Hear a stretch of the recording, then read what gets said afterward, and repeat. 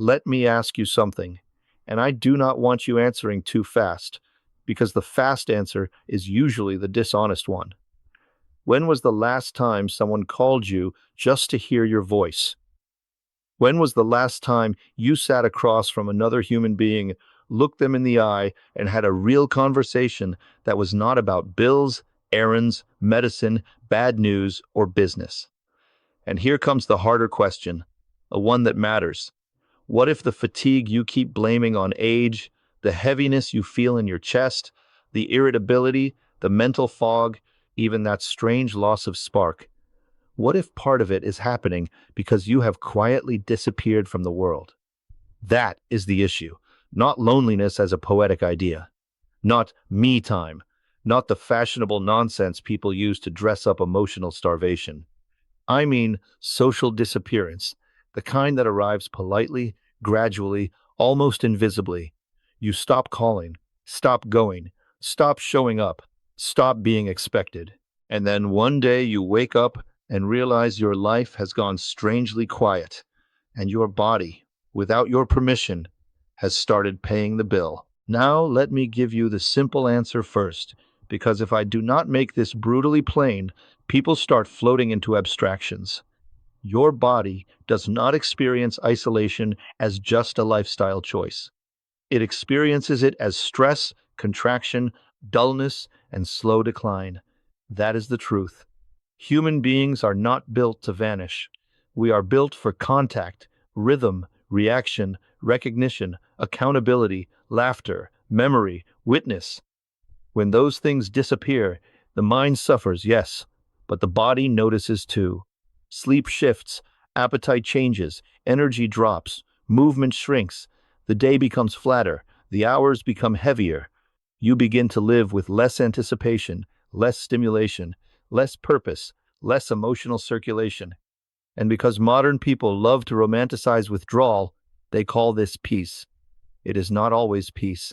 Sometimes it is social starvation, wearing slippers. Sometimes it is disconnection, dressed up as independence. Sometimes it is a body grieving a life that has become too quiet. So here is the central question of this entire conversation, the one question that should keep you watching to the end. If your body truly feels it when you disappear from the world, how do you stop that disappearance before it starts hollowing you out from the inside? That is the only issue we are going to talk about. Not a dozen problems, not a buffet of self-help fluff. One problem, one answer, one path. And the basic answer is this. You do not fix loneliness with mood. You fix social disappearance with deliberate human structure. Not vague intention, structure. Contact that is scheduled, presence that is repeated, conversation that is expected. Your body calms down when your life stops feeling socially abandoned. That is the basic concept. You do not wait to feel social. You rebuild contact until contact becomes part of your physiology again. You make sure your life contains people, rhythm, and witness. Because without those, the body begins to treat existence like a dim room instead of a living place. Let me say something that a lot of people need to hear, especially older adults who have become too proud of enduring things silently. Being unreachable is not strength. Being needed by no one is not freedom. Being left alone all the time is not peace simply because nobody is bothering you. There is a dangerous mythology in modern life that says if you can manage your own errands, sit in your own house, and get through your own day without help, then you are fine. No, functional is not the same as nourished. Quiet is not the same as healthy. Survival is not the same as being alive in any rich sense. The body was not made merely to persist. It was made to respond. A smile changes the body. A conversation changes the body. Anticipation changes the body. Laughter changes the body. Even the simple knowledge that someone expects you somewhere at 10 a.m. tomorrow changes the body. It organizes you. It pulls your nervous system toward purpose. It interrupts the silent drift into emotional dormancy. So here is the first strategy, and I want you to take it seriously because it sounds almost too small. and that is exactly why people dismiss it. Create an actual contact schedule, not a hopeful one, an actual one. If you leave your social life to mood, it will collapse under the weight of convenience, fatigue, laziness, pride, and modern distraction. That is what mood does. Mood makes promises at noon and breaks them by 6. Structure, however, does something better. It removes negotiation. This is why I tell people to stop saying, we should catch up sometime. Sometime is a sanitary. Nothing lives there. Put names on the calendar. Tuesday, call your brother. Wednesday, lunch with a friend. Friday morning, coffee after your walk. Sunday afternoon, video call with family. One recurring dinner every 2 weeks. One church, club, card game, community group, volunteer slot, neighborhood meetup. Something. You do not need a giant social empire. You need repeated contact that keeps you from slipping into invisibility. And before someone says, well, that sounds forced, let me stop you right there. Of course it sounds forced. So does brushing your teeth. So does taking medication on time. So does paying your taxes. So does showing up for physical therapy. Adults build systems because systems protect them from decay. Waiting to naturally become social again is how people stay isolated for years while pretending it is temporary. Make the call, set the lunch, put it on paper. Tell people, I want us to make this regular. There is power in being direct. The older you get, the less time you should waste on vague social etiquette that produces nothing. Clear is kind. Specific is effective. Recurring is life-saving. Your body needs reasons to expect human contact. Predictable connection reduces the emotional strain of drifting and gives your week shape. And once the week has shape, the mind starts getting traction again. The second strategy is more uncomfortable, which is exactly why it works. Stop waiting to be invited and start becoming the initiator. This is where many people sabotage themselves without realizing it. They quietly withdraw, then resent the world for not dragging them back in. That is not how this works. People are busy. People assume you want privacy. People assume you are fine because you have become so practiced at looking fine. If you want connection, learn to create it. That does not mean becoming pushy. It means becoming available and intentional. Reach first, invite first, suggest first, offer first. Say, come by Saturday. Let's walk this week. I'd like to see you. Call me when you get home. Join me for lunch. Most adults, especially older adults, are not surrounded by some magical flood of invitations. Connection often belongs to the person willing to light the first lamp. Now, some of you are already resisting this because pride has wrapped itself around your isolation and convinced you that reaching out looks needy. Listen carefully. Neediness is not the same thing as being human.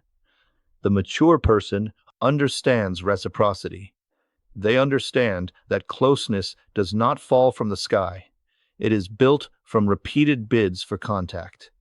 You do not weaken yourself by reaching out. You rescue yourself from disappearance. That is a very different thing. And in fact, many people are relieved when someone else makes the first move. They are lonely too. They are hesitant too. They are embarrassed too. They are rusty too.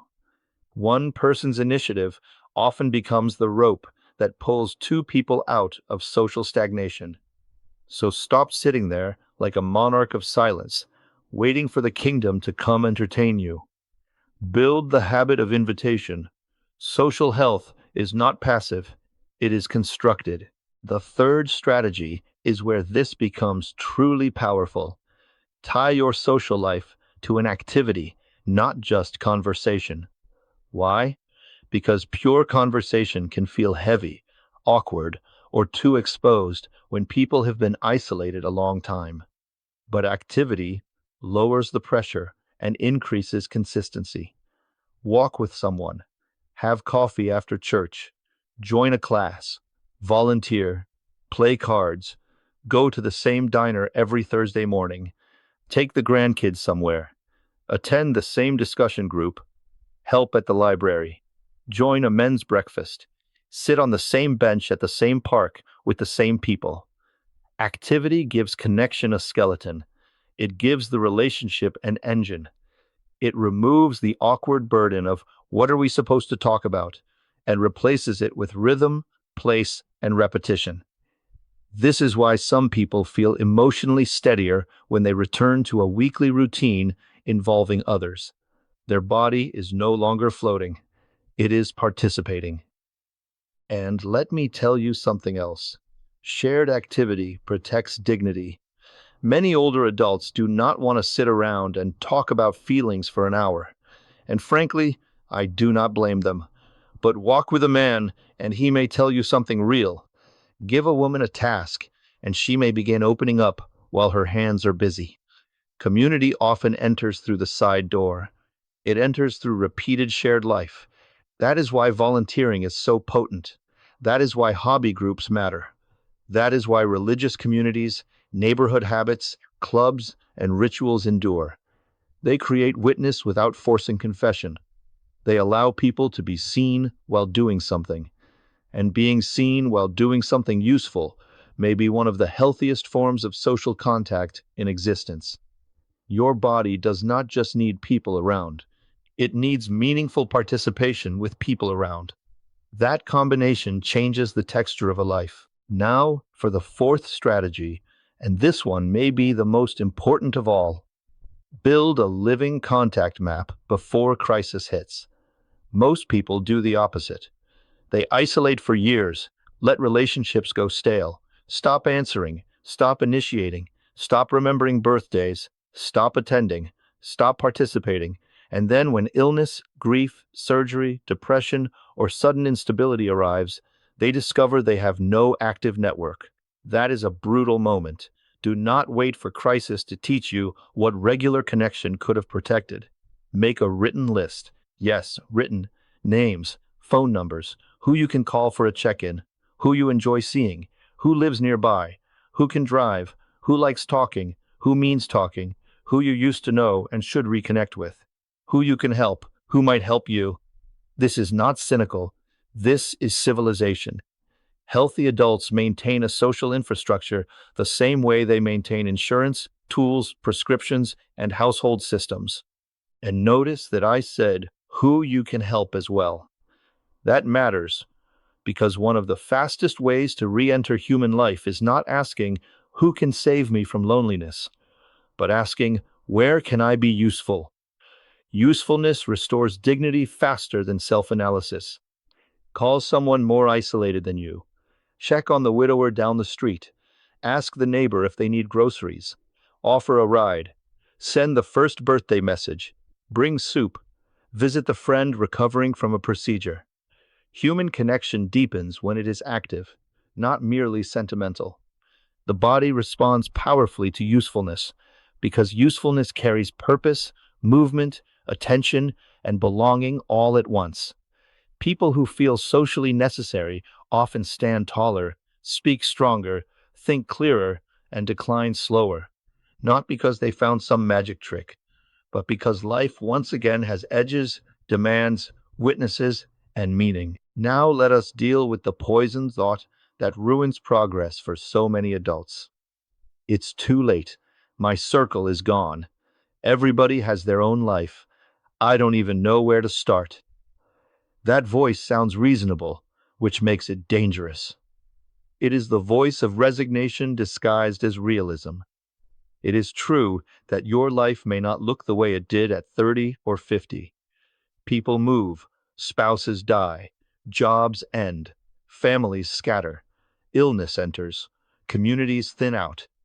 But none of that means your social life is supposed to rot. It means the old map no longer works and a new one must be drawn. That is not tragedy. That is adulthood. The problem is not that the map changed. The problem is when a person refuses to draw another and then mistakes the resulting emptiness for fate. It is not fate. It is neglect, grief, fear, habit, pride, or some combination of the four.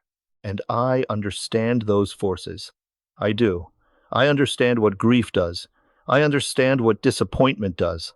I understand what happens when you reach out a few times, do not get the response you hope for, and start telling yourself the world has moved on without you. But hear me carefully. You are not rebuilding a social life for applause.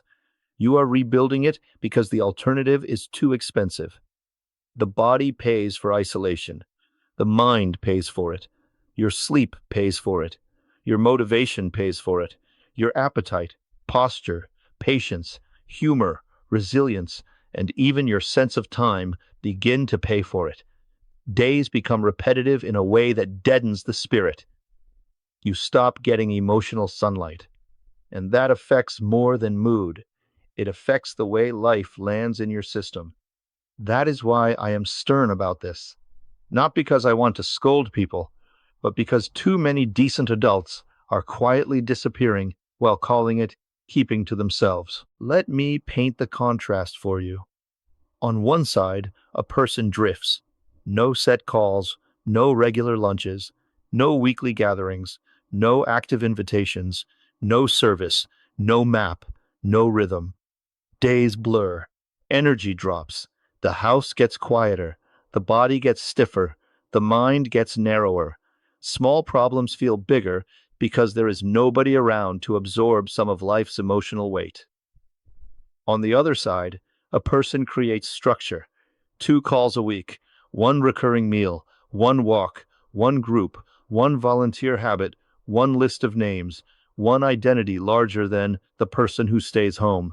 Same age, same world, different trajectory. That is what people fail to understand. Tiny social systems change the emotional climate of a life. And once the climate changes, the body often begins to respond with more energy, more steadiness, and more psychological resilience. So let me bring us back to the one question that matters. If your body feels it when you disappear from the world, how do you stop that disappearance? You stop pretending it is purely emotional, and you treat it like a life maintenance issue. That is the answer. You create a contact schedule. You become the initiator. You attach connection to shared activity. You build a living contact map before crisis hits. That is not complicated. It is disciplined. It is deliberate. It is adult. And it works because it addresses the real problem, not your feelings in the abstract, but your social structure in reality. Feelings follow structure more often than people realize. When the week contains people, your mind changes. When your mind changes, your body often follows. When your body follows, life becomes more livable. And I want to leave you with this line because it is the spine of everything I have said. Your body feels it when you vanish. It feels the silence. It feels the lack of witness. It feels the days with no expectation. It feels the absence of laughter, of eye contact, of touch, of rhythm, of being remembered. You can ignore that truth if you want. Plenty of people do. But the bill still comes. So do not make a religion out of withdrawal. Do not call your disappearance dignity. Do not confuse isolation with peace just because it is familiar. Rebuild the contacts. Re-enter the week. Let people see you. Let your life be expected somewhere. Because in the end, one of the quietest forms of health is this: having a place to go, a name to call, a person who notices, and a reason not to disappear.